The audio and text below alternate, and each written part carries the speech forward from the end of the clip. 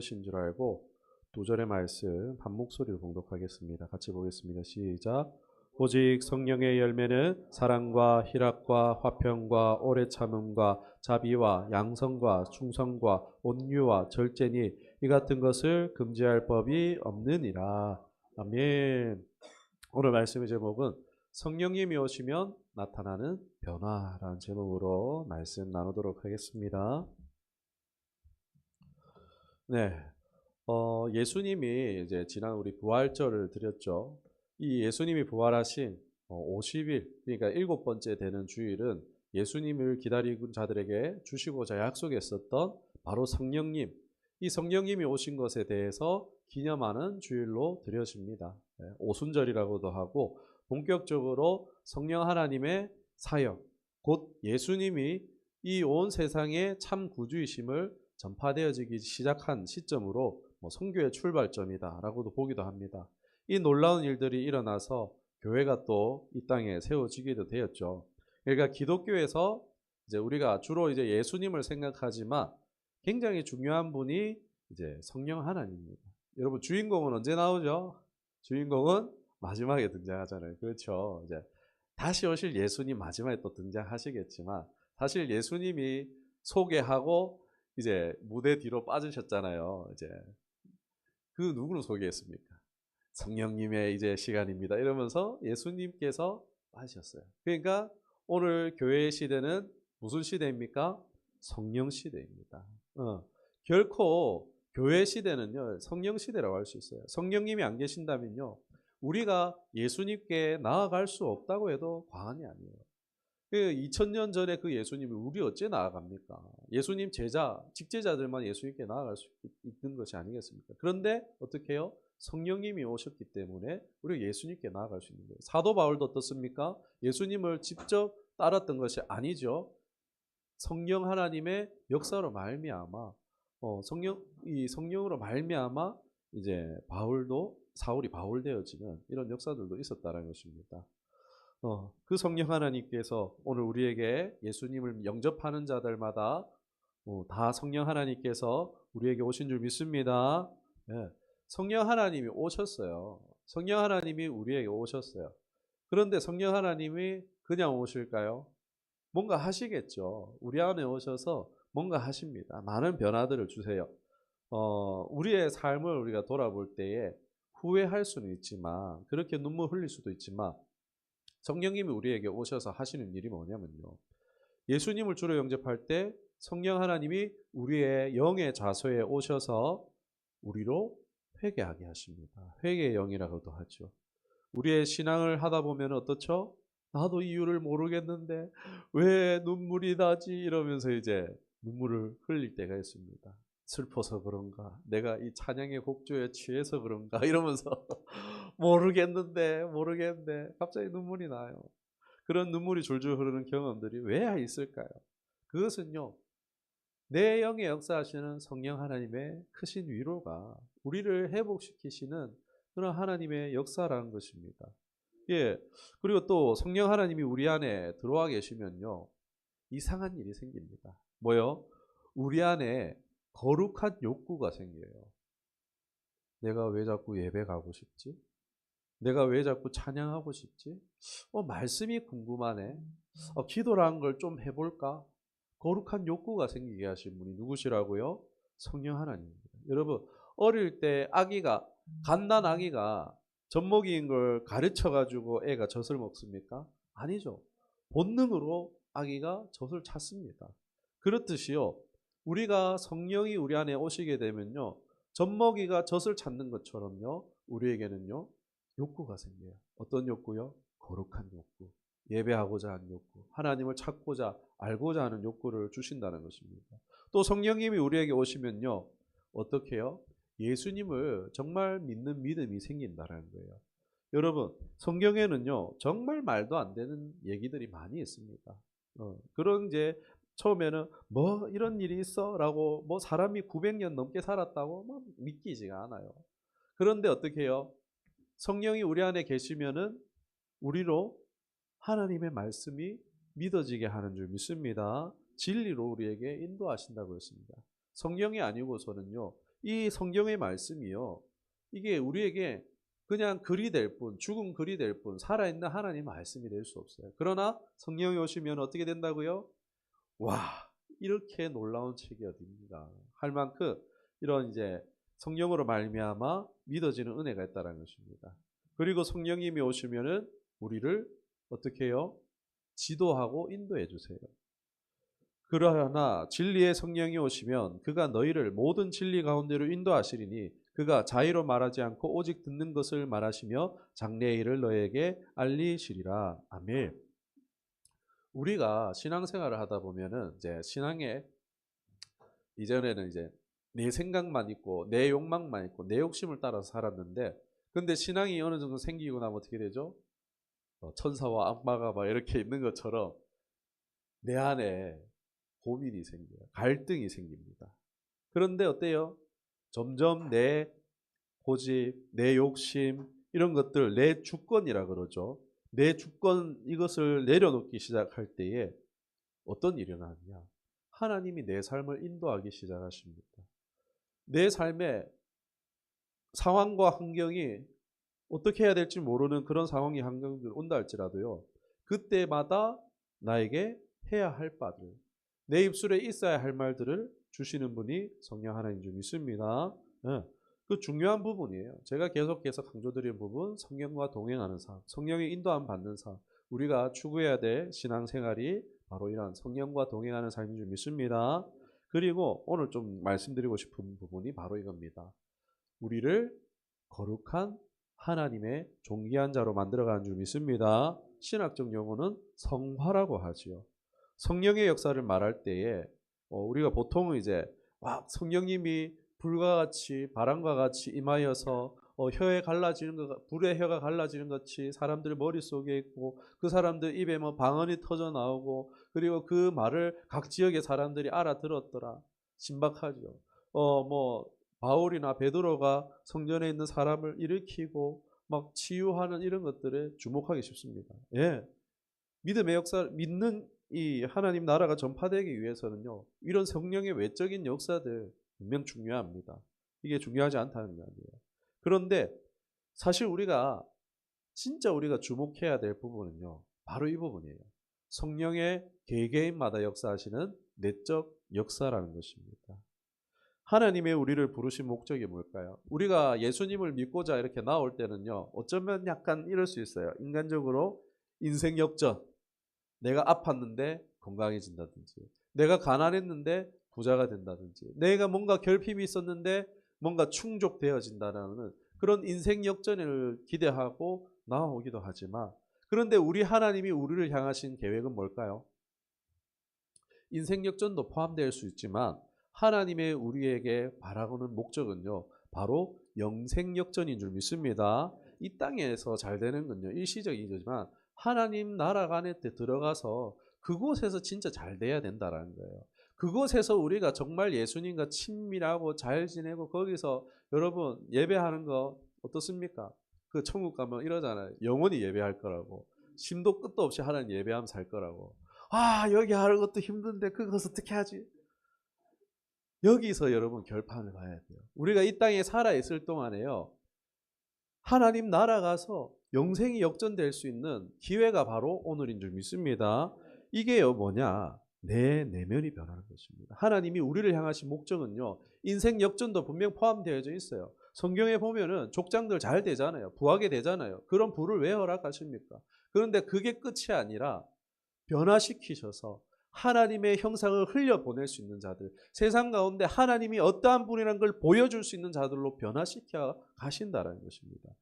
그러니까 하나님은 우리를 향하신 뜻이 뭐다? 인생 역전이 아니라 영생 역전이라는 것입니다. 그 영생 역전은요, 바로 내 내면의 변화를 만드시는 거예요. 성품의 변화. 내 마음 그리스도의 집이라는 책 보시면 좋은데, 이제 제가 누가 책을 빌려 들었는데 아직 안 들어왔어요. 여집사님인 것 같은데. 아무튼 간에 예, 내 영의 집이 엉망진창인데 성령님이 오셔서 어떻게 해요? 같이 치우는 거예요. 같이. 예, 착해 보이지만 우리가 겉으로 착해 보이는 게 진짜 착한 게 아니죠. 진짜 우리의 영이 변화되는 것은요, 성령 하나님이 오셔서 변화시켜 가신다는 것입니다. 그것이 이제 우리가 정말 성령의 사람인가, 성령의 사람인가 분명히 알 수 있는 부분이 뭐냐? 오늘 말씀 본문의 구절이에요. 우리의 삶 가운데 사랑과 희락과 화평과 자비와 양선과 충성과 온유와 절제, 뭐 제가 하나 뭐 빠뜨렸는데 아무튼 오래 참아 빠뜨렸네요. 앞서 이제 성령이 오신 이유에 대해서 이제 대략 말씀드렸는데 정말 다양한 역할을 하고 계시죠. 어떻게 보면은 이제 다 하신다. 성령이 오셔서 우리 인생 가운데 필요한 모든 것을 다 하신다. 전부 다 해도 뭐 과언이 아니겠죠. 너무 중요한 분이에요. 모든 것을 제가 이 시간 다 말씀드릴 수는 없고, 성령이 오신 이유, 오늘 이제 마지막으로 설명드렸던 이 성화에 대한 부분에 대해서 왜 중요한가 여러분 말씀드리고자 합니다. 이것이요, 여러분의 인생 역전과도 관련이 있어요. 영생 역전뿐만이 아니라 인생 역전에도 관련이 있어요. 이게 먼저 이제 오해가 있는데, 성령 하나님에 대해서 간략하게 이제만 하면은, 오늘날 교회 안에 성령에 대해서 너무 무지한 교회도 있고, 그런데 성령에 대해서 지식이 충만한데 그 지식이 너무 혼합되어져 있는 경우도 있어서 이 부분만 잠깐 나누고 이제 본질에 대해서 나누도록 하겠습니다. 오늘날 이제 그러니까 성령 하나님에 대한 이론이죠. 성령 하나님에 대한 이론이 이제 보면은 오순절 계통이라고 합니다. 이제 보면은 이제 순복음 교회 뭐라고 하면은 오순절 계통이라 합니다. 그런데 이 교회의 성령론이 뭐 틀렸다 그게 아니고, 되게 어떻냐면은 은사, 방언에 주목되어져 있어요. 그러니까 뭔가 현상 나타나는 것들이 치중되어져 있어요.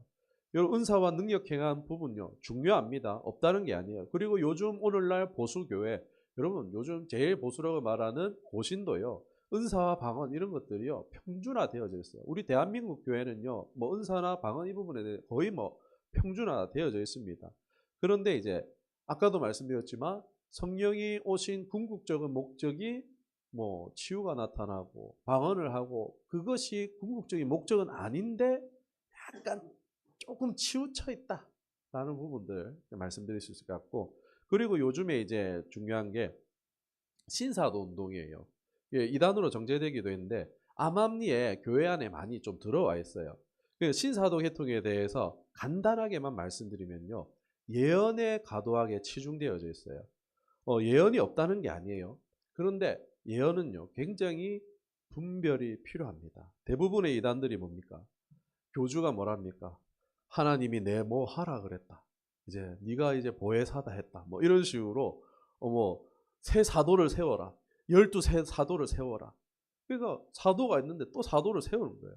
성경책을 새로 펴라. 새 성경을 만들어라. 몰몬경을 만들어라. 뭐 목사들의 목사가 되라. 병수무 목사 이제 그런 것도 그렇고. 그러니까 예수님이 언제 오신다. 이단들이 어떻습니까? 예언을 자꾸 이제 강조하잖아요. 그러니까 신사도도 보면은 이제 비슷해 보이는데 예언에 굉장히 치중하는 경우가 많습니다. 그런 식으로 이단들이 생겨납니다. 아무튼 뭐 아무리 뛰어난 사역자라도요 사람이기 때문에 그 사람이 정말 하나님 음성을 잘 듣다가도요 성령의 음성만 듣지 못할 때가 있어요. 그래서 우리는요 항상 이제 예언을 들을 수도 있지만 그것을 어떻게 해요? 하나님의 말씀과 같이 가야 되는 거예요. 아무튼 간에 신사도 가열은 그렇고, 우리가 속해 있는 이제 우리 처음 교회는 개혁주의입니다. 개혁주의. 이제 이 개혁주의 계통의 성령론은요, 핵심은요, 바로 성화입니다. 이게 성령의 9가지 열매에 대한 부분이에요. 그러니까 우리 각 사람이 예수님을 믿을 때 어떻게 된다고요? 예수님을 닮은 사람이 되는 거예요. 그것을 이제 가장 중요한 이제 성령론으로 보고 있습니다. 성령도 있지만 여러분 마귀도 있습니다. 광명한 천사처럼요 유사 은사, 유사 예언, 유사 방언 이런 것들을요 마귀라고 못 흉내내겠습니까? 신천지의 이만희가 어떻게 합니까? 탁 그 엘리트들 데리고 가고 정원에 이렇게 손을 한번 샥 휘감았는데 뱀이 막 한 주먹이 잡혀 나온다든지 이빨이 금으로 변한다든지, 이게 유사은사입니다. 성경에 나오지 않는, 그런데 너무 신기한 현상들, 이런 것들이 뭐 손에서 금가루가 떨어진다든지 이런 게 유사은사예요. 그러니까 마귀도요 얼마든지 마법처럼 그런 놀라운 일들을 흉내를 낼 수 있습니다. 여러분 그걸 직접 본 사람들은요 빠질 수밖에 없어요. 와, 이 사람 뭔가 대단하다. 근데 성경에 있는가 봐야 돼요. 이게 성경과 관련된 거가 분간해야 돼요. 그 똑똑한 사람들이요 그냥 빠지지 않습니다. 마귀도요 얼마든지 흉내 낼 수 있다는 게. 이게 우리의 신앙에서 성령에 대해서 뜨겁기도 하지만 뜨겁지 못한 이유가 이제 우리 보수교단이 좀 문제가 뭐냐면, 야 이거 다 이단이야 이러면서 이제 가지마 이단이야, 이거 다 이단이야, 막 방언하면 다 이단이야, 뭐 이런 식으로 하다 보니까 무지해지는 거예요. 무지해지고 어떻게 해요? 냉랭해지는 거예요. 그냥 형식적으로 숙제하듯이 하나님 말씀 들으면 수고하고 무거운 짐진 자들 다 내게서 와서 쉬어라 하는데 어떻게 해요? 짐 하나씩 더 얹고 가는 거예요. 하나님이 뭐 하라 그랬어, 오늘 예수님이 뭐 하라 그랬어, 오늘 가서 용서하라 그랬어. 짐을 계속 지는 거예요. 혼자서 다 해내라고.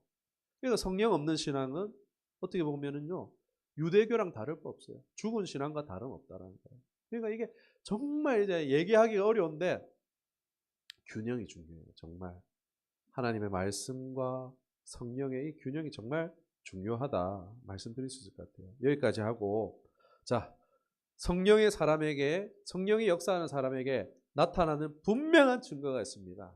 그게 뭐죠? 바로 성품의 변화예요. 예수님을 닮은 성품이 내게 있는가 없는가.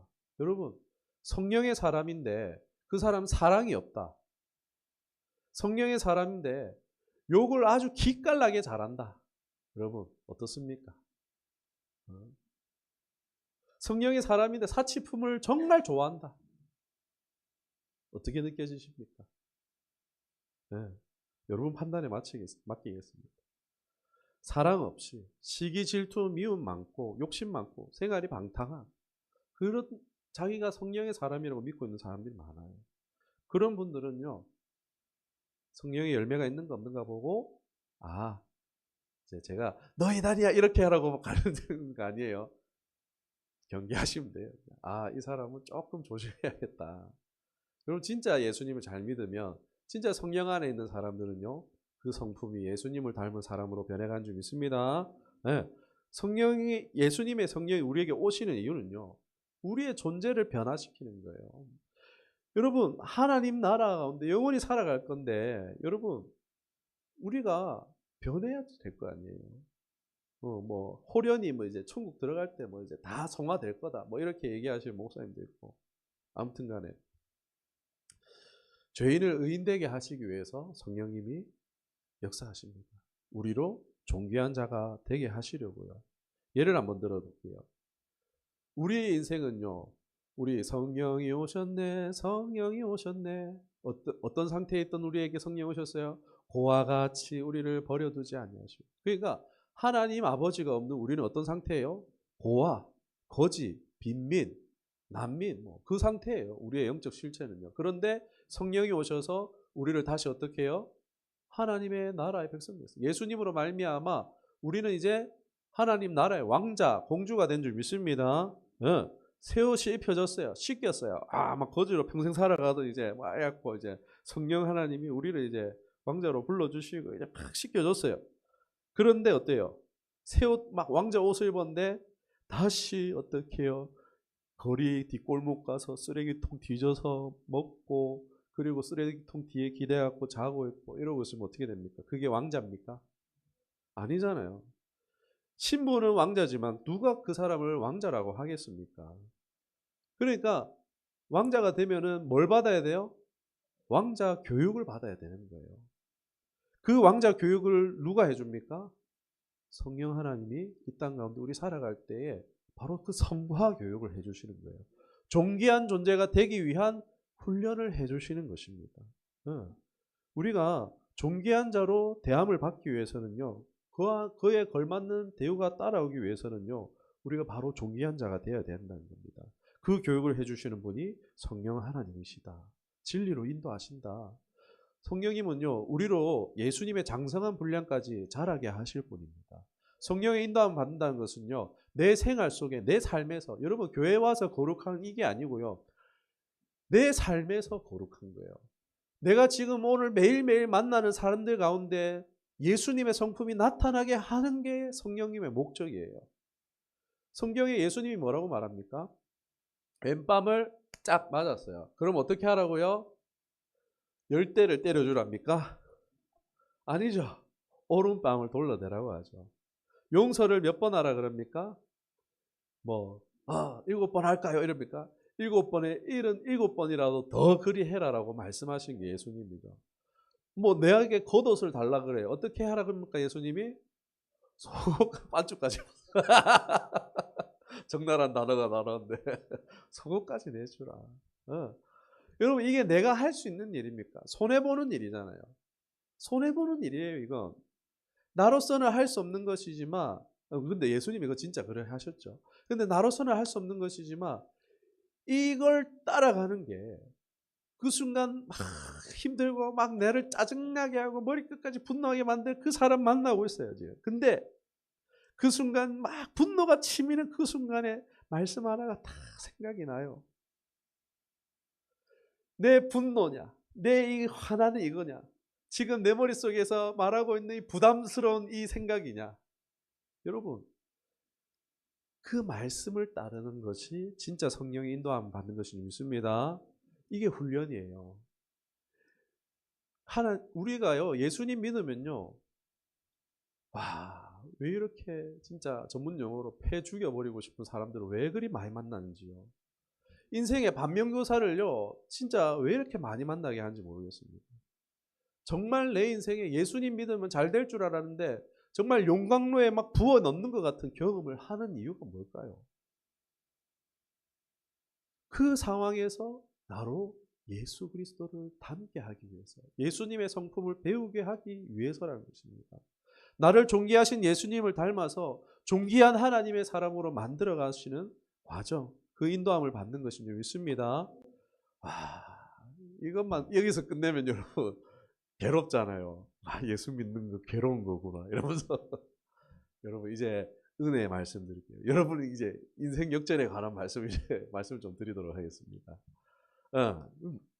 뭐냐? 바로 축복은요, 존귀한 자가 되어질 때 축복이 오는 줄 믿습니다. 우리가 존귀한 신분으로 살면요, 거기에 걸맞는 대우가 따라온다라는 것입니다. 제가 거기에 대해서 구약의 한 인물을 가지고 오도록 하겠습니다. 여러분, 성경에 보면 예수님이요, 심은즉 결실이 몇 배 난다 그랬습니까?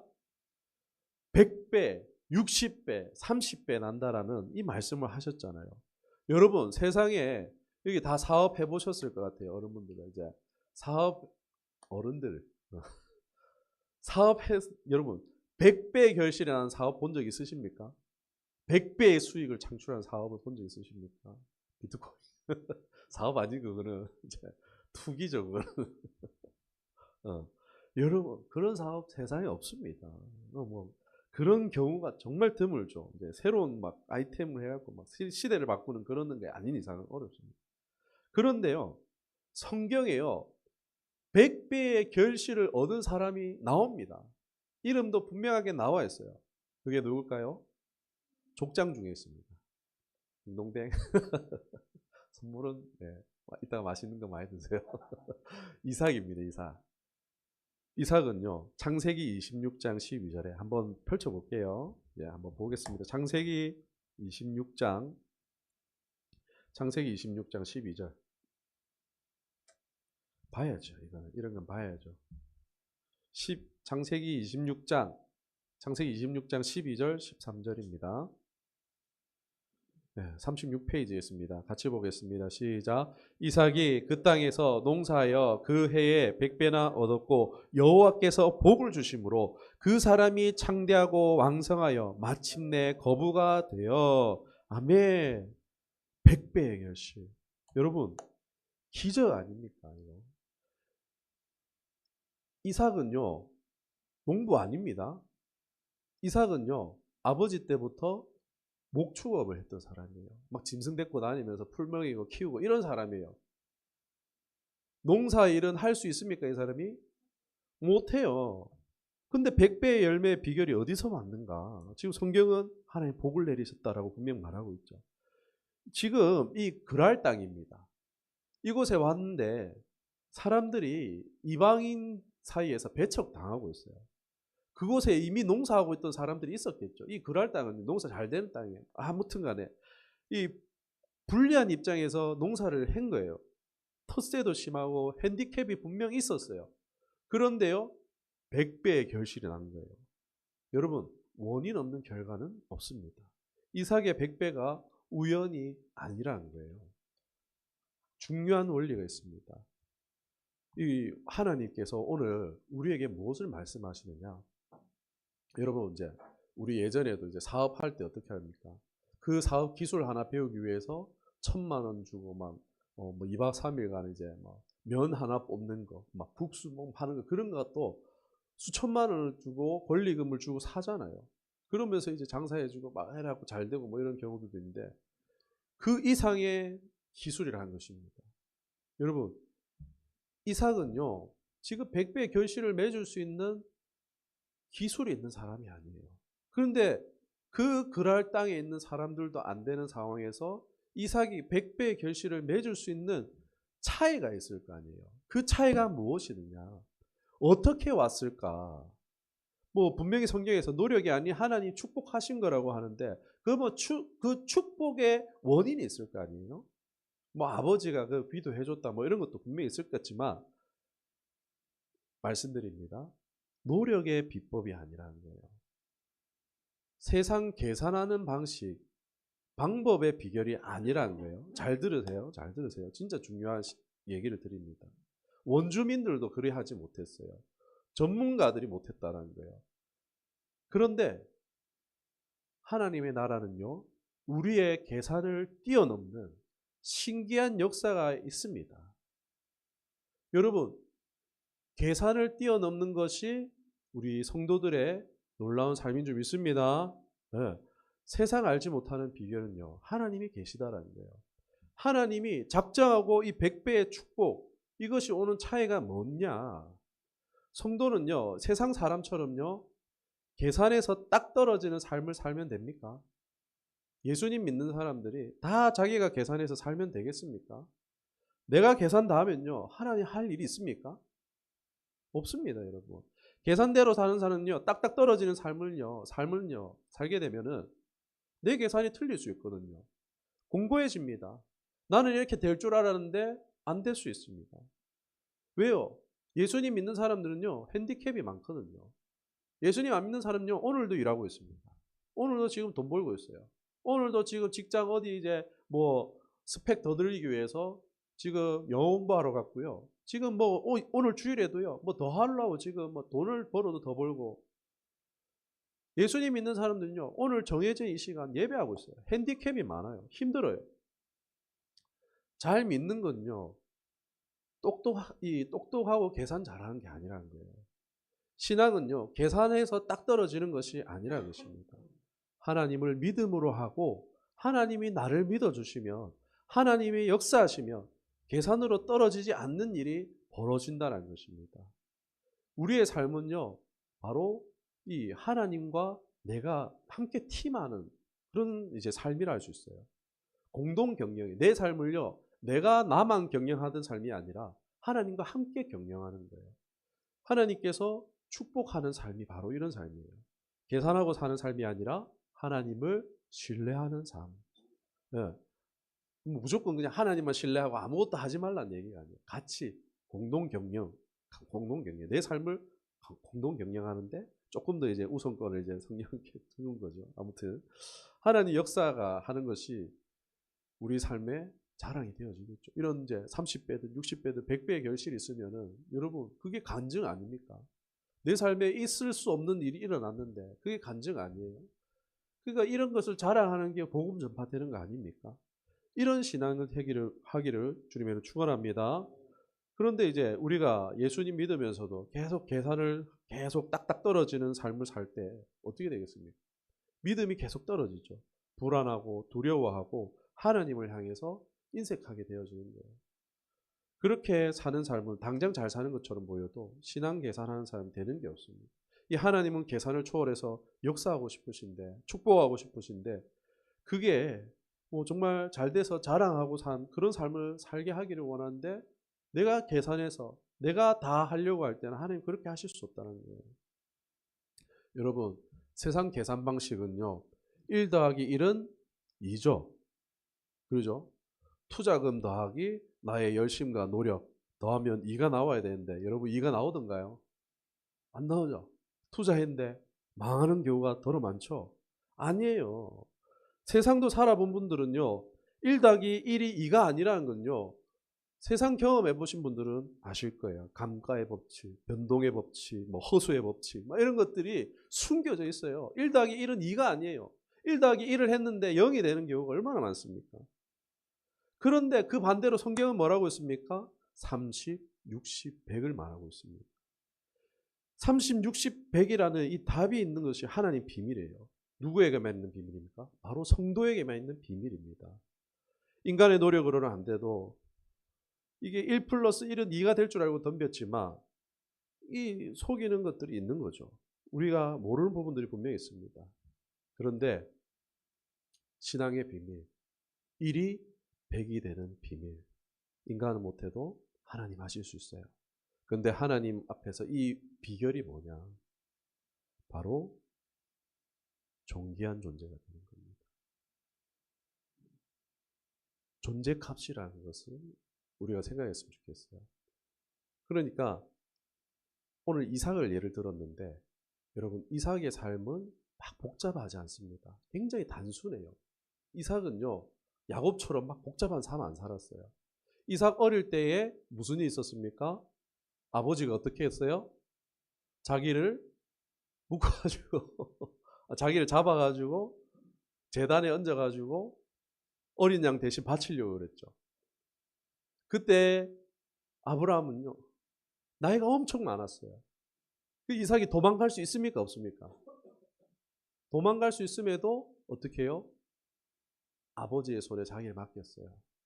그런데 자기를 죽이려는 아버지 손에 맡긴데 그걸 누구에게 맡겼어요? 아버지에게 맡겼지만 하나님에게 자신의 운명을 맡긴 거죠. 자신을 목숨조차도 하나님 앞에 드렸던 사람이에요. 이삭은요. 이런 순종을 했던 사람이에요. 그리고 이삭은요. 지금 그랄 땅에 있는데 원래는 어디 가려고 했냐면 애굽으로 가려고 했어요. 애굽은요. 뭐 성공의 기회가 있는 땅이에요. 거기는요. 농사를 3번, 4번 지을 수 있는 거예요. 그러니까 막 기름진 땅이죠. 거기 가면 잘 먹고 잘 살 수 있는 이제 4배나 다른 곳에서 1 플러스 1은 2면 이제 애굽 가면은 1 플러스 해갖고 4가 나오는 와 그런 땅이네요. 그냥 애굽으로 갈라 그랬어요. 그런데 하나님이 어떻게 해요? 이곳에 머물러라 하니까 이삭이 순종한 거예요. 아무리 계산해도요. 그랄 땅에 있을 필요가 없어요.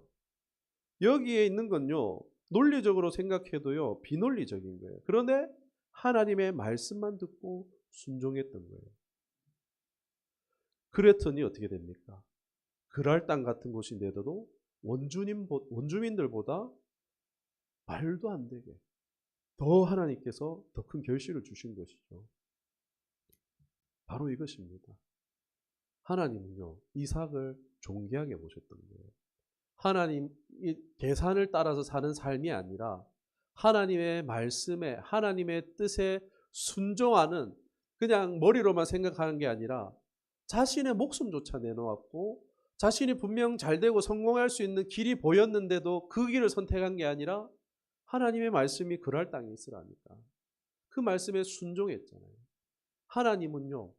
이 이삭의 존재를요. 귀하게 보셨던 거예요. 그 헌신을 귀하게 보셨던 거예요. 내 존재값을 높이는 거예요. 하나님 말씀을 따르는 건요. 하나님이 말씀하시는 이것을 따라가는 건요. 당장은 나에게 괴롭게 느껴질 수 있어요. 손해처럼 느껴질 수 있어요. 그런데요. 그게 뭐냐. 사람들은 덧셈하고 있지만요. 이건요. 곱셈이에요. 곱셈 여러분. 30 곱하기 60 곱하기 100 곱하기가 되는 인생이 바로 성도의 삶입니다. 이게요. 하나님 말씀에 순종하는 놀라운 축복의 비결인 줄 믿습니다. 내 존재가 거룩한 존재가 되는 거예요. 반대로요. 하나님 믿는 사람 중에서도요. 존재값이 빵인 사람이 있습니다. 그 대표적인 사람이 바로 아브라함의 조카 롯입니다. 롯은 어떻게 했습니까? 아브라함이 우리가 재산이 너무 많아서 같이 못 살겠다. 롯아, 네가 어디 갈래? 선택해봐. 이러니까 롯은 어떻게 해요? 바로 계산기 두들겼죠. 띡띡띡띡띡띡. 소돔과 고모라 제가 가겠습니다. 소돔과 고모라는 그 당시에 에덴 같았더라고 말합니다. 완전 진짜 적과 꿀이 흐르는 누가 봐도 너무나 좋은 땅이었거든요. 그런데 소돔과 고모라는 멸하기 직전이었다라고 말하고 있어요. 계산기 두들겨 가니까 어떻게 됩니까? 가서는요, 롯이 떵떵거리고 성문 어귀에 앉아가지고 막 이렇게 그 지역에 이제 완전 장로 형세했어요. 막 지주 형세를 했어요. 그런데 어떻게 됐죠? 그곳이 멸하게 되는 거예요. 하나님의 유황불이 떨어집니다. 그래가지고 어떻게 해요? 뭐 하나 가져 나왔습니까? 가족들만 겨우 데리고 나왔는데 아내조차 어떻게 됐죠? 뒤를 돌아봐서 아내는 소금 기둥이 됐고 자신과 딸만 몸뚱이만 남았어요.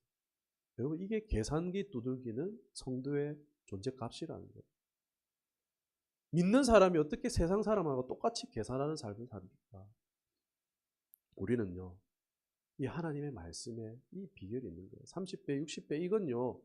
바로 하나님의 말씀에 순종하는 사람. 우리 관계 속에 진짜 어디서 굴러먹다가 저런 사람이 내한테 왔지? 어떻게 저런 사람을 만날 수가 있지가 아니고요. 저거 내 꼬팍이네. 저거 30배네. 저거 60배네. 저거 100배네. 하고 하나님의 기회로 여기시고 그 하나님 주시는 말씀이 있을 때 그 말씀에 순종하여서 하나님 저 인생 뭐 저럽니까 이런데 네 먹던 거 저 좀 나눠주라 막 이러면 가갖고 이제 주기 싫어도 미운 너 떡 하나 준다 이러면서 순종할 때 하나님은 우리의 그 헌신을 귀하게 여기시고 우리가 그렇게 할 때 예수님 닮은 하나님의 사람이 되는 것이고 그것이 우리에게 결국 어떻게 된다고요? 오팍이 인생에 되어서 우리가 잘하지 않아도 실력이 없어도 내가 뭔가 손을 댈 때 어떻게 해요? 30배, 60배, 100배의 결과가 나게 되는 줄 믿습니다. 그러한 저와 여러분 될 수 있기를 주님의 이름 축원합니다. 기도하겠습니다. 성령 하나님 우리에게